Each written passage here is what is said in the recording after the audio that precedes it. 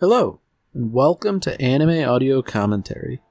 Today I'll be commenting on episode 23 of Dungeon Meshi. If you'd like to watch along, then start watching now.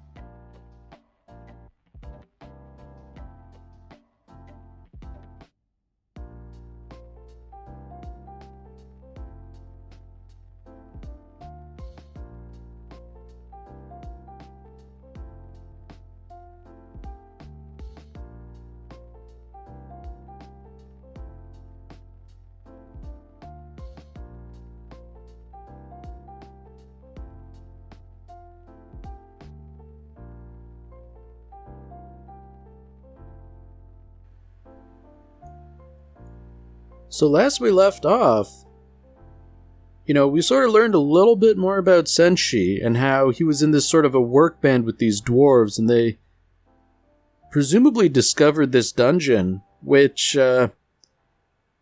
considering the lead dwarf has the helmet Senshi now wears, I think it's safe to say that this doesn't bode well for them. Especially considering that Senshi's only now really delving into this story after an encounter with a griffin. None of this really bodes well, especially because the whole episode with the griffin previously was, I guess, rather uncharacteristic for Senshi. He's normally not afraid of monsters. Lest we forget, he did help fight the dragon, and frankly, I would feel a dragon is a much more fearsome creature. But, I guess the idea here is that it's one of those things where if you encounter this at a young age, it'll affect you. I mean, to see somebody butchered like this, if you've never really encountered violence in your life before, that's certainly something. And interestingly, this also sort of touches on one of, the classic things about dwarves in that gold really gets to them. They act irrationally and selfishly, and, foolishly, I guess, when gold is on the table here. And it really does seem as though their desire for gold has really sort of doomed them all. I mean, one of the guys already paid with their life here. Although it certainly seems like the rest aren't exactly long for this world. And I guess it does sort of make sense that since you would be so focused on food and living sustainably within the dungeon, seeing as how starvation is now, the big looming issue hanging over their heads. So I guess the question is, what's gonna happen? I feel like something bad's obviously going to happen, but the question is, how? I think I have my suspicions, I mean, unfortunately the griffin strikes again, but is it eating the griffin that's the problem, I'm wondering? I feel like that can't be it, I mean, maybe Senshi wouldn't have that sort of, an ability to rationalize it back then, but, if you eat the thing that killed your friends, that's, some sort of revenge, I guess. I'm thinking, desperate times are calling for desperate measures if, they already have to eat the horse. Yeah, I mean, this definitely isn't good, and things are only trending worse. And that is interesting, too, that the griffin is a sort of monster that kills just for fun. You know, it doesn't eat. Or it doesn't necessarily eat. You know, there aren't a whole lot of critters that do that. And maybe it isn't that griffins are particularly intelligent or anything, but it's sort of like a malicious instinct.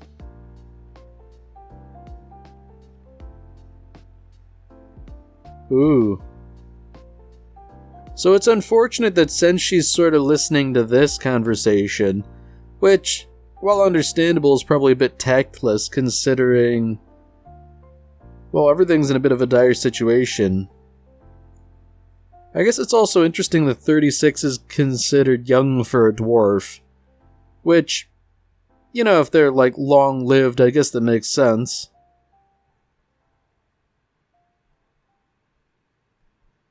I mean, at least the dwarf with the red hair, at least he has, you know, something approximating the right idea here. You know, you do have to take care of the young. I mean, Senshi might be old enough to be somewhat self-sufficient, but at the same time, this is a situation where everything is, rapidly going south.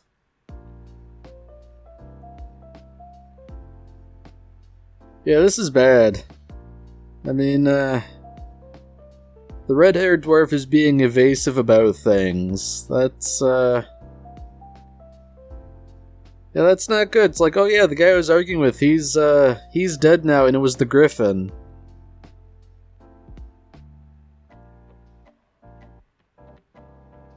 Ooh.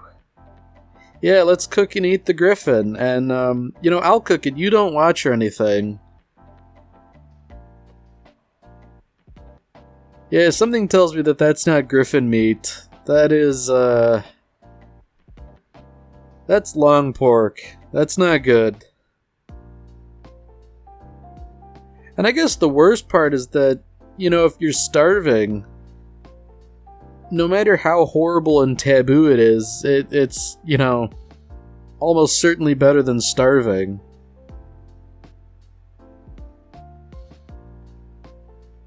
Ooh. Man, this is certainly a dire turn of events for Senshi to have witnessed. I mean, yeah, it's a real bad situation, but I think it reflects well on him that he's survived and, you know, maybe not overcome it, seeing as how he reacted to the griffin, but, like, he's somewhat flourished in his own life.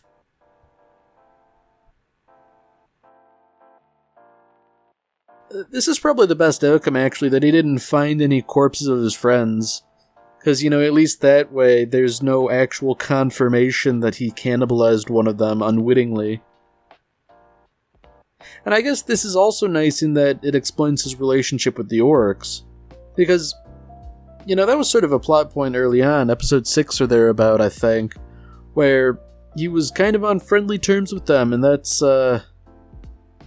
you know, highly unusual.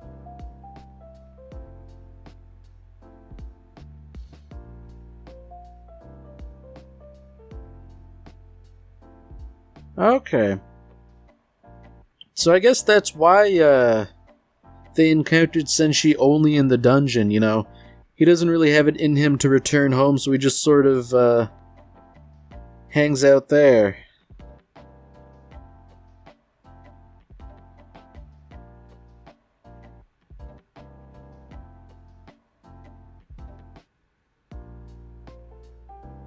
Okay. Man, that's a heavy thing to have to live with.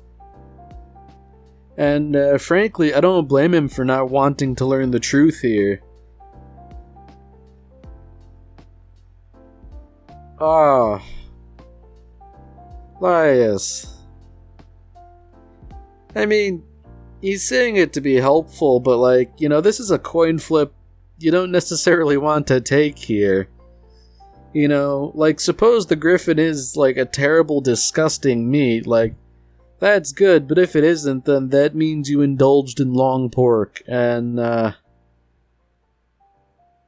okay. Yeah, since she's going along with it, I guess. Well... Oh. Okay, so they want to recreate the horrible, like, bland, bare-bones soup. Like, that's, I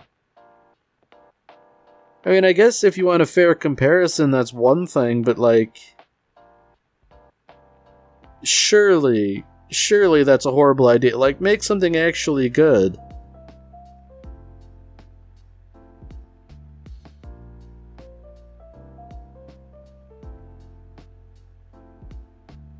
Oh, Laius.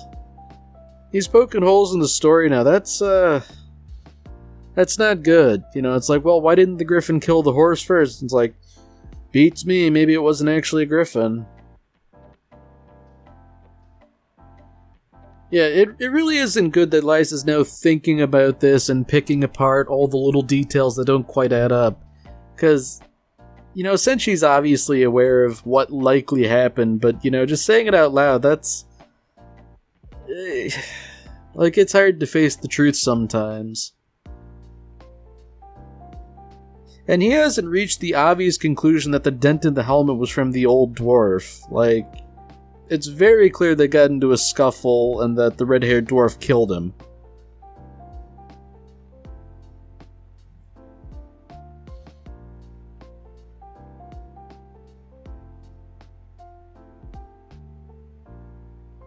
Ooh.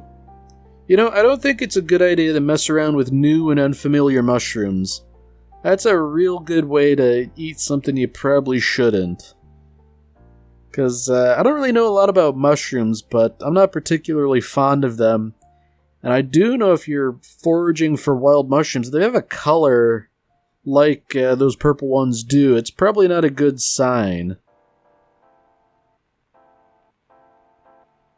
I also find it interesting that the color of the meat changed so much. Like, the griffin was red meat, essentially. And... Ooh. Yep. Yeah, it came up tails. We failed the coin flip, guys.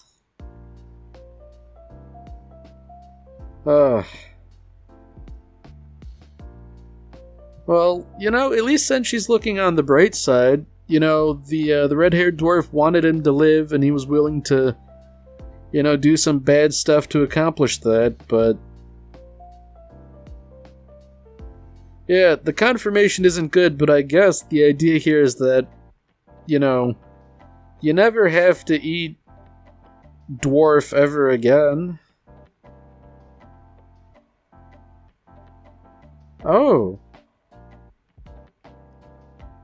Okay, so maybe Laius is trying to rationalize this like, you didn't eat the long pork after all, you ate a hippogriff, it wasn't a griffin. You know, similar animals, slightly different.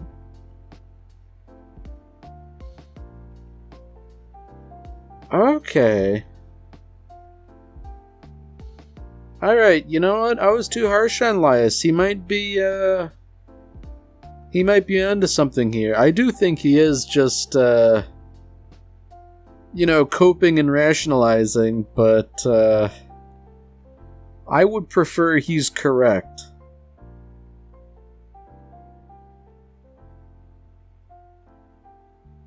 Okay, so now they're just gonna hunt a hippogriff to eat. Like, that's, yeah, you know, I don't know, why would they go out of their way just to confirm things now? Like, they've lucked out. Like, Laius has rationalized things.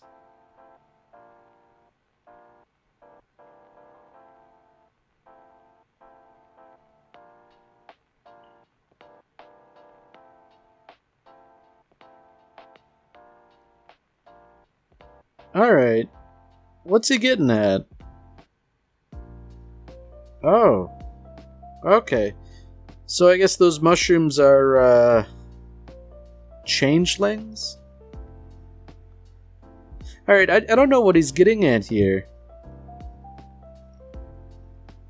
Like, changelings are, what would you call them? A folktale, like fairies that replace children and do all that stuff, but like, mushrooms are changelings now? And I guess it's interesting that Laius recognized them for what they truly are.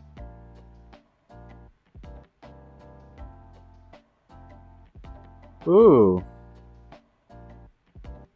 So that's actually very interesting, that the monster wasn't truly a griffin at all. It was a changeling. Or rather, a hippogriff that had been affected by changelings. And to just sort of change the meat like that... I do find it interesting that the meat also turns a different color when cooked than the hippogriff meat did previously. Like, I don't know what they're playing at here. Like, are they trying to, like, convince us that it really was long pork, or...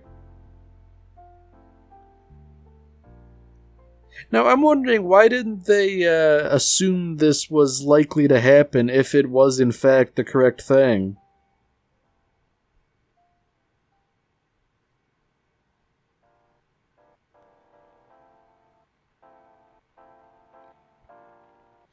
Okay, now I'm a little confused. He wanted to drink the soup again because it reminds him of his dead friends, but, you know, if you thought that soup was also your dead friends, I wouldn't be too keen on it.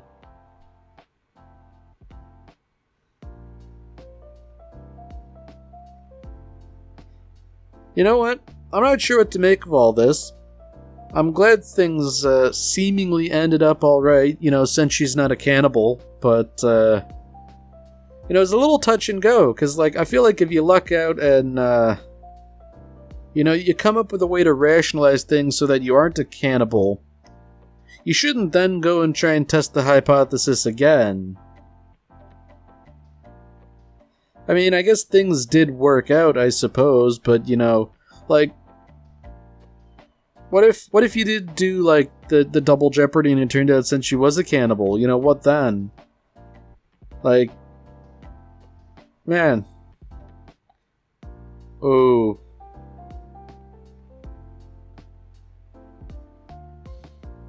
Oh dear. So, they all screwed the pooch. They stepped in the changelings, and, presumably they are now going to be changed. But... I mean, if the changeling mushrooms can change, like, a hippogriff into a griffin, then, what's the solution here? Like... Oh. Did they just, like, change races or something? Oh dear. So, what does this make Laius and Marcel, like, a dwarf and a halfling respectively? Oh, and since she's an elf now. How unfortunate.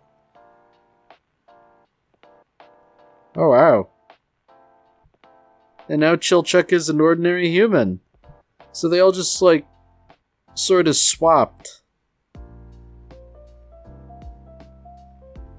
So I guess the question is, like, do you just, like, step back into the ring now? Like, presumably they've since traveled, so, you know, it might be a hike back.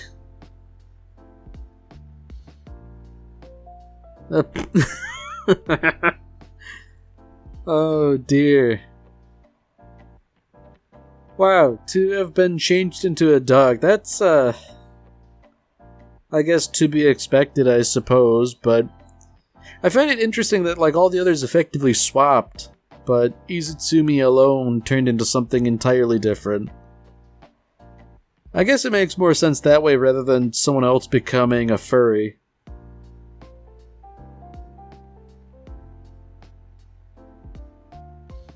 Man. And everybody's just gonna have to, like, swap clothing. Like, that's gotta be definitively uncomfortable, because, you know, sure, you might all have, like, new different proportions and all that, but there's no guarantee that, like, your friend's clothes are gonna fit you. I mean, sure, like, the armor might for Chilchuck, seeing as how he's now the only one who could fit in it, but... Man.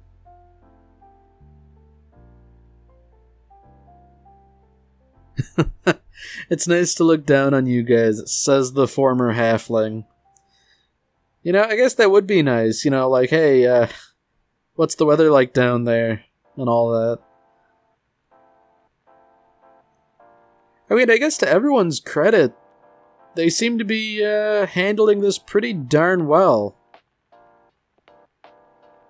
I mean, like, I don't think there's, like, a comparable human sort of thing, like, IRL. Like, it would be like a human and a chimpanzee swapping bodies or something like that. And that's, like, that's far different from something like this. But even so, I feel like this sort of a thing would be horrendously debilitating. I mean, I guess just stopping to think about it for a minute, like, what would happen if you, like, grew 2 feet or shrunk 2 feet overnight? Like, that would absolutely upend my life. You know, like, even just, like, driving into work, I'd have to adjust the seat and the mirrors in my car, like, that'd be a tremendous pain.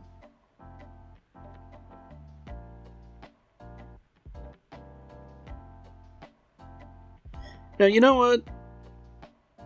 Lias does have the right instincts here, like, maybe we shouldn't try and go against the current here with the dungeon.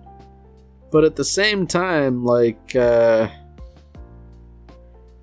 don't know if they can just sort of stay as they are. It's a bit too bizarre.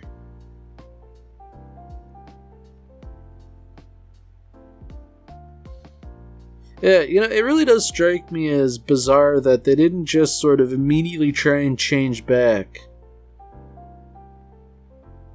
And I guess what's even more interesting is that, you know, how are they going to handle their respective skills? Because, like, I feel like Chilchuk being a lockpick, that was sort of predicated on him being a halfling.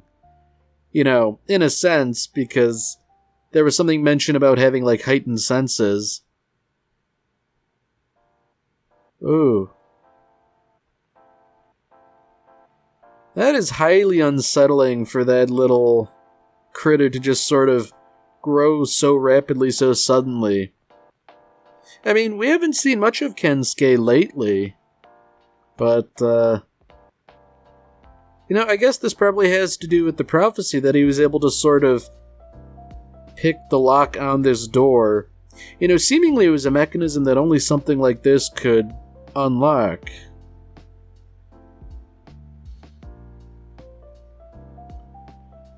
Oh dear. Gargoyles. Those are pretty gnarly looking creatures. Although I do find it interesting that they can fly by flapping their wings even though they're made of stone.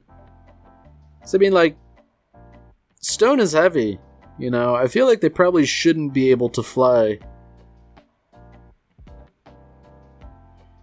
I guess it is interesting that old habits kind of die hard here, like Chilchuk not being much of a frontline fighter. Like, he's sort of in this position where, you know, he's like one of like the strong, capable fighters, but instinctually he doesn't want to do that. And I guess unfortunately, Marcel as a halfling doesn't have the sort of mana she used to. Oh dear. It seems like only Lias really has his head on his shoulders here. Everyone else is falling prey to their new physiology. Wow. Yeah, it is very unfortunate that all of this now relies on Lias to fight off a bunch of gargoyles.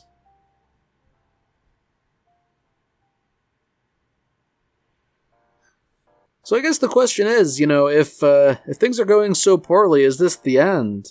You know, like, what's the deal? Does somebody Deus Ex Machina and come in and save them, or?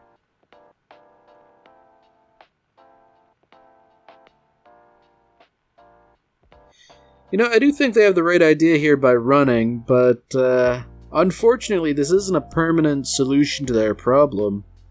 If they encounter something else, I think they would probably suffer from the same issues. I mean, like, Marcel could barely cast, like, one spell effectively.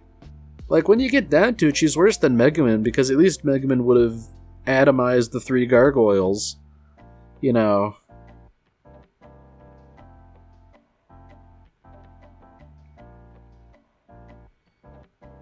And it was mentioned, but I didn't quite put two and two together. This whole issue with the changelings is compounded because Lias mentioned the changelings were basically extinct. Or if not extinct, then exceedingly rare and hard to find, so... yeah, it's decidedly not a good situation. Because I feel like if they can't find the changelings, it's probably decently strong magic that would be necessary to change back.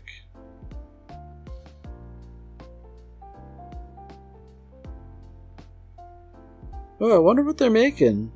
So it's like dough with like minced meat and vegetables. So these like dumplings then. That looks pretty good.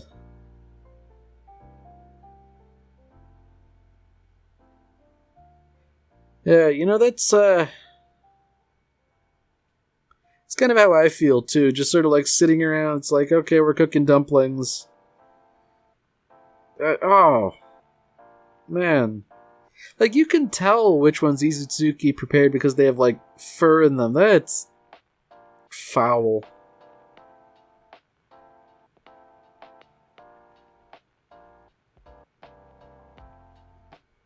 That's kind of nice, discussing, like, a variety of different types of dumplings. Some are fried, some have potatoes and cheese.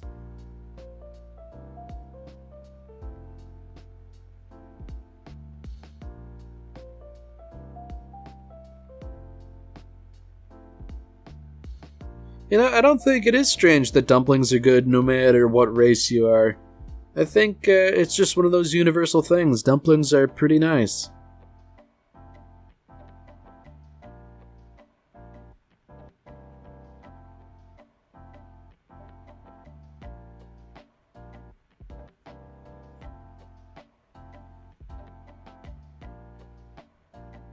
Now, I guess this is a good point that they're bringing up, that this place they find themselves in is strangely industrial, which, they mentioned it was like ancient dwarvish in nature, but like they're very clearly like pipes and valves that seem rather modern. So like this makes me wonder, like, is this a remnant of a super advanced extinct civilization or something like that? Were dwarves more advanced in the past and they've since lost technology? So, I guess between, like, all the metalwork and the regularity of the bricks, like, something like that seems vaguely industrial.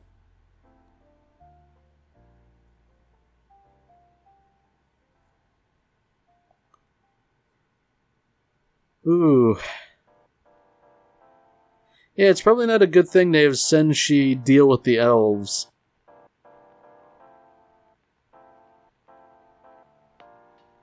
Alright, well that's it for this episode.